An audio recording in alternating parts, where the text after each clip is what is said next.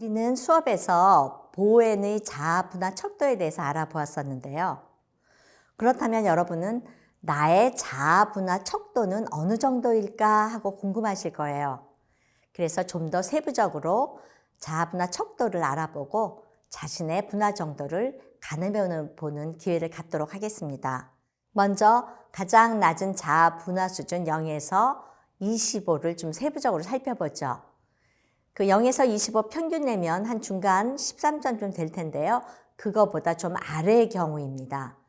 이 경우에는 주변 사람이나 주변 일에 너무 민감해서 타인에게 매우 휘둘립니다. 그러한 그 감정 세계 안에서 자신이 머물면서 자신이 그렇게 휘둘린다는 그 사실조차도 차츰 못 느끼고 무뎌집니다. 여러분 가스라이팅 들어보셨죠? 상대방의 어떤 정서나 감정을 이렇게 교묘하게 지배하는 거예요. 그래서 이런 평균보다 아래의 경우에는 자신이 가스라이팅 같은 상태에 있는데 그거를 못 느끼는 거예요. 그러다 보니 가스라이팅을 당하면서도 속수무책인 거죠. 여러분들이 아마 이렇게 생각하실 거예요. 가스라이팅 보도를 보거나 혹은 어떤 사람이 이렇게 타인에게 정말 이해할 수 없는 폭력을 당하면서도 오랜 시간 견딘 기사를 보면 아니 도대체 이 사람들은 생각이 있는 거야? 없는 거야? 이렇게 생각을 하시는데요. 이런 낮은 자아 분화 수준에 있는 사람들은 그런 것들을 당하면서도 못 느끼고 그 다음에는 무뎌져서 계속해서 그런 말도 안 되는 그런 대우와 가스라이팅 조정을 당한다는 거죠. 자, 그래서요, 다른 사람에 대한 정서적인 요구나 민감한 요구, 그리고 타인의 요구에, 필요에 너무 맞춰요. 분화척도에 있는 사람은요. 그래서 오랜 유대 관계를 유지하기도 어렵죠. 서로 그렇게 한 사람이 정서를 지배하고 관계를 지배한다 그러면 그런 것들은 곧 불편함으로 나타나니까요.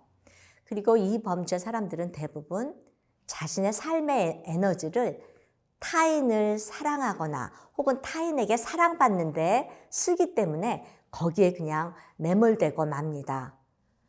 그러다가 자기가 사랑받는 거에 혹시 실패한다면 그것에 너무 민감하게 반응해서 자기의 많은 에너지를 다 거기에 쓰고 소진되어 버립니다. 그렇기 때문에 어떤 목표 지향적인 삶을 살고 목표를 추구하고 하는 데 있어서는 아주 작은 양의 에너지밖에 쓸 수가 없겠죠. 이렇게 하위 척도에 있는 사람들은 높은 수준의 반성 불안을 보이기도 하기 때문에 평안하거나 안정감을 누릴 수 있는 그런 상황을 찾기가 어렵습니다. 사실 한 개인을 25에서 그 이하의 수준이라고 하는 그런 준거들은 그 개인의 사고와 감정을 분화시키지 못한 결과라고 볼 수 있겠죠. 그래서 이 수준에서는 너무 감정적인데 자신이 빠져있고 다른 대안을 찾지도 못합니다. 가끔 뉴스에서 도무지 말도 안 되는 취급을 당한 또 학대를 오래 당한 그런 것들이 발견되는 기사를 봤을 때 바로 이 경우가 거기에 해당하는 거죠. 그리고 분화척도가 이렇게 매우 낮은 경우에는요. 중요한 삶의 결정들도 객관적인 판단이나 어떤 사고에 의해서 못하는 거예요. 그냥 자신이 옳다고 하는 것에 감정적으로 결정을 내리기가 쉽고요. 또 자신들의 기능을 타인이 원하는 반응이나 환경에 몰두시키기 때문에 자신들의 기능은 감정에 그냥 종속되고 지배돼 버리고 말죠. 자기 결여도 심하고요.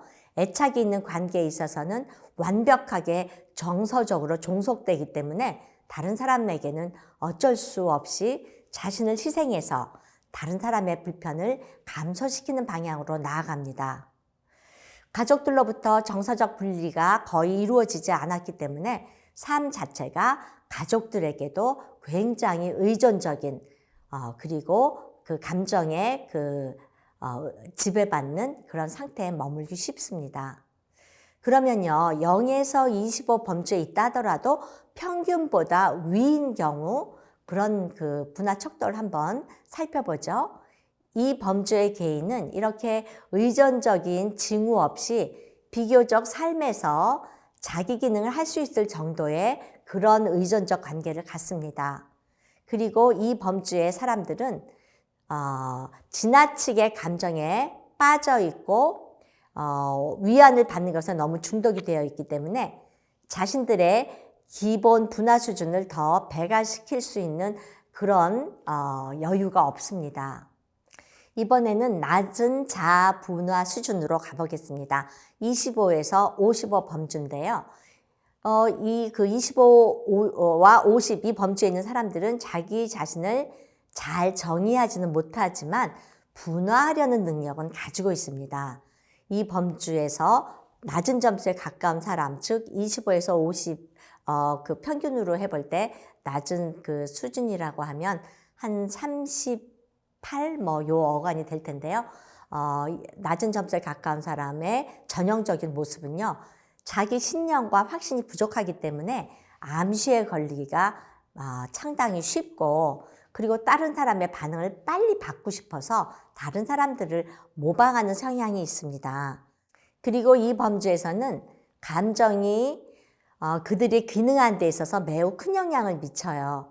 그래서 정서적으로 부조화한다든가 다른 사람들의 의견과 좋은 인상을 만드는 데 굉장히 민감하죠. 감정은 어떤 칭찬을 받거나 인정을 받을 때 세차게 이렇게 부풀어 오르지만 어떤 비판이나 무시에 의해서는 아주 심하게 낙담하기도 합니다. 업앤다운이 심한 거죠.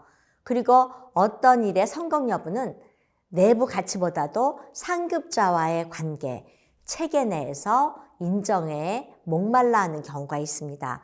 그러니까 내가 그것을 성공했는지, 내가 그것을 잘 감당했는지 그런 여부보다도 상급자가 나를 어떻게 인정하나 하는 그런 것에 그 초점이 가 있다는 경우예요. 자, 30에서 40 범주에 있는 사람들은 낮은 수준에 고정된 참 자아를, 또 한편으로는 기능 분화의 중요한 구성 요소인 적당한 거짓 자아의 수준에 머물러 있다고 볼 수 있습니다. 거짓 자아는요, 다른 사람과의 관계에서 협상하고 지적인 것에 의해서 통합된 다른 사람으로부터 그렇다라고 여겨지는 그런 그 지식과 믿음을 말합니다. 그러니까 내가 나를 잘 알고 내가 판단하는 그런 것이 아니라 다른 사람이 나를 어떻게 생각하는가 하는 그런 지식과 믿음에 머물러 있다는 거예요. 그래서 이러한 거짓 자아는 정서적인 압력에 의해서 생겨나는데 또 정서적인 압력에 의해서 변해가기도 합니다. 즉 외부에다가 맞추는 거죠. 그래서 결국 거짓 자아는 과장된 자기의 모습이기도 합니다. 사람들은 그런 실제 모습보다도 훨씬 중요하거나 혹은 덜 중요한 척 하게 되는 것이 이 범주에서의 특징입니다. 실제 자신의 모습보다 과장돼 보이거나 혹은 더 못한 것처럼 보이기도 하거든요. 그래서 실제 훨씬 더 강인하거나 혹은 훨씬 덜 강인하거나 약한 척 그렇게 보여서 어떤 경우에는 그것이 더 매력적이게 보일 수도 있고요. 혹은 덜 매력적인 것으로 보일 수도 있습니다. 그러니까 진짜 자기 모습에서 더 과장하거나 혹은 더 감소시켜서 나타나는 그런 모습인 거죠. 그리고 거짓 자아는 또한 주변의 압력이 클 때 지적인 원리로 해결될 수 있다는 점에서 과장된 지능으로 생각될 수도 있습니다. 자, 여기서 거짓 자아와 참 자아를 좀 설명하고 싶은데요. 거짓 자아와 반대로 견고한 참 자아는 매우 천천히 형성되고 단지 자신의 내부에서 변화될 수 있는 확고한 그런 신념과 확신을 지닙니다. 참 자아는 결코 다른 사람으로부터 설득당하거나 강제로 바뀌지 않습니다. 자아 내에서 일관되고 합리적으로 유용한 그런 사실적인 지식과 연결되거나 혹은 최소한 그것과 갈등하지 않는 사고방식을 갖는 거죠. 25에서 50 범주, 그 중에서 상위 집단에 속하는 사람들은 고정된 자아와 더 높은 그런 자의식의 특징을 많이 보입니다. 자, 25에서 50 범주에서도요, 조금 낮은 25에서 35 범주에 있는 사람들과는 달리 좀 높은 범주에 있는 사람들은 스트레스에 처할 때 일시적인 어떤 정신적이거나 심리적인 문제를 일으키지만 손상 수준이 매우 약해요. 그리고 스트레스가 경감되면 완전히 회복됩니다. 자, 이제 높은 수준인 50에서 75 그 척도에 있는 사람들의 경우를 살펴보죠. 50 이상의 사람들의 지적체계는 충분히 자기 스스로 결정을 내릴 수 있도록 발달해 있습니다. 지능은 정서체계를 지배하는데 비유한 약간의 원리들을 또 재조축할 수 있는 능력이 있고요. 이 범주에 있는 사람들은 가장 본질적인 문제에 대해서 상당히 잘 정의된 자신의 의견과 신념을 가집니다. 50에서 70 범주에서도 조금 하단에 있는 사람, 즉 50에서 60 정도의 사람들은 여전히 관계체계에서 감정적으로 반응하며 자신이 믿는 것에 대해서 말하기를 주저합니다. 자신이 없다는 거죠. 60 이상의 사람들은 지적체계와 감정체계에 의해서 결정되는 것들을 자유롭게 선택할 수 있습니다.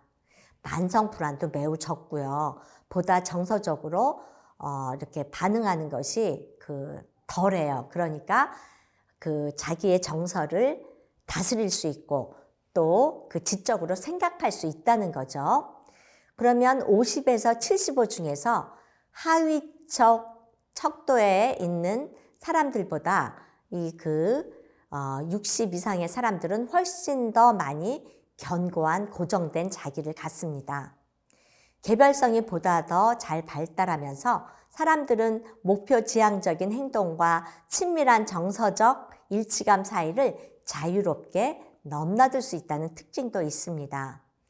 정서 체계를 완전히 자동적으로 통제할 수 있는 범주 안에 있는 사람들은 평안하고 안정되어 있습니다. 그리고 고통에 처한다 하더라도 그들은 잘 이겨내고 불안을 잠재워서 삶의 위기들을 잘 피할 수 있는 능력이 있습니다. 자, 이제 가장 높은 범주 75에서 100입니다. 이 범주에 속하기는 매우 어려운 것으로 보입니다. 최고 분화 수준인 100척도의 특징들을 가지는 것은 본질적으로 impossible, 불가능하죠. 단지 이상적이거나 이론적인 목적에 의해서 그렇게 100점수를 둔 것뿐입니다. 또 95에서 100 범주의 사람들은 사실 거의 해당되는 사람이 없을 거고요. 더욱이 85에서 95 범주에 속한 사람들도 사실 별로 많지 않습니다. 그 특징을 살펴보면 다음과 같습니다. 85에서 95 범주 안에 속하는 사람들은 원리 지향적이고 목표 지향적입니다. 그는 유아기에 부모로부터 독립해서 내부 지향적인 그런 성인이 된 거고요. 항상 그의 신념과 확신에 대한 자신으로 생각함에 있어서 어떤 도그마에 빠지지 않습니다. 다른 사람들의 관점을 평가하거나 잘 경청해서 들을 수 있고요. 또 더 나은 것을 위해서라면 자신이 가진 옛 신념을 버리기도 합니다. 늘 경청하면서 조용히 타인의 말에 귀를 기울이고요. 다른 사람에게 대항하지 않으면서도 충분히 자신의 의사를 상대방에게 표현하고 서로 교류할 수 있습니다. 스스로 안정감을 느끼며 칭찬이나 비판에 사실 별로 영향받지 않습니다.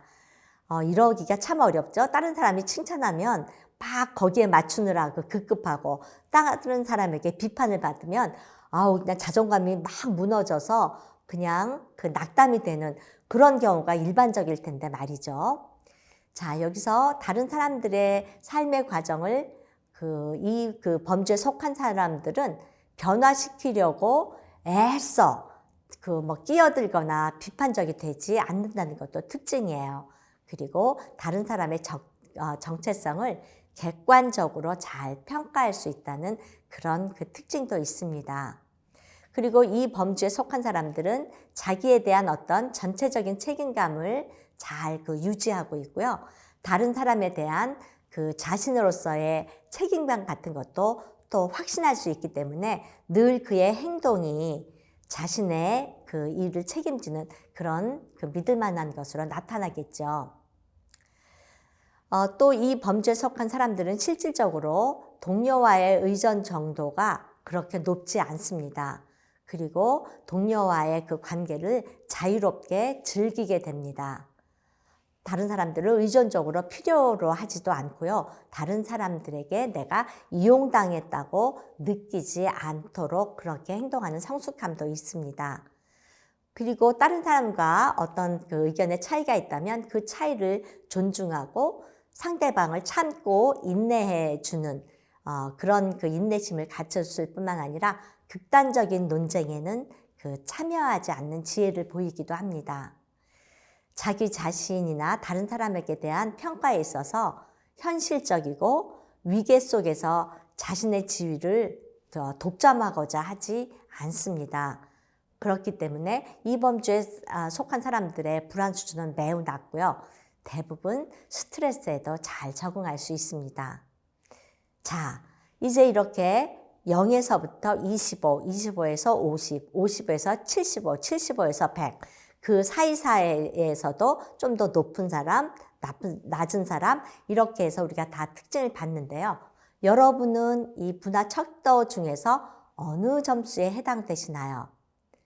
제가 사나톨로지 대학원 수업을 할 때 보엔 분화 척도를 알려준 저의 지도 교수님이 계세요. 그분은 정말 이성적이고 안정감 있으며 그 타인과 자신의 그 감정을 잘 조절하고 분화 정도가 매우 높은 분으로 제게 보였습니다. 그래서 제가 그 교수님에게 그 질문을 던졌었죠. 교수님은 분화 척도에 있어서 어느 점수에 들어가신다고 생각하세요? 저는요, 교수님이 나는 85, 90 이 정도로 답변하실 거라고 예상하고 물었던 거예요. 왜냐하면 그분의 나타난 모습이 그랬으니까요. 그런데 그 교수님의 대답이 자신이 50도 안 된다고 대답하셔서 제가 몹시 충격을 받았던 적이 있습니다. 그렇다면 나는 그래도 한 70 정도는 되지라고 생각했었던 나의 분화 척도를 다시 살펴보지 않을 수 없었는데요. 비교적 나는 분화가 잘 되어 있다고 착각했던 나는 진짜 나의 그 척도를 정말 주의 깊게 들여다보고는 충격을 받았습니다. 제가 이렇게 인식하고 있었던 내가 참 자아가 아니라 거짓 자아가 많이 있다는 것. 그리고 나의 참 자아를 면밀히 살펴본 결과 저는 50대기도 쉽지 않다는 것을 알게 되었습니다. 물론 그 이후에 많은 노력을 기울여서 저의 분화 척도가 높아진 것도 사실이기는 합니다. 이런 분화 척도의 상위의 특징들은 자극에 대해서 본능적으로 반응하는 보편적인 정서 반응과는 다른 수준입니다. 인간은 기본적으로 정서를 가지고 본능적으로 반응하기는 하지만요. 그러나 보헤넥에서 본 것처럼 정서의 맨 윗부분에 있는 감정의 층에서 또 지적인 층에서 반응할 수 있는 그런 여지가 있다는 것을 알 수 있기 때문에 반응이 항상 본능적으로 나가지 않도록 조절할 수 있다는 거죠.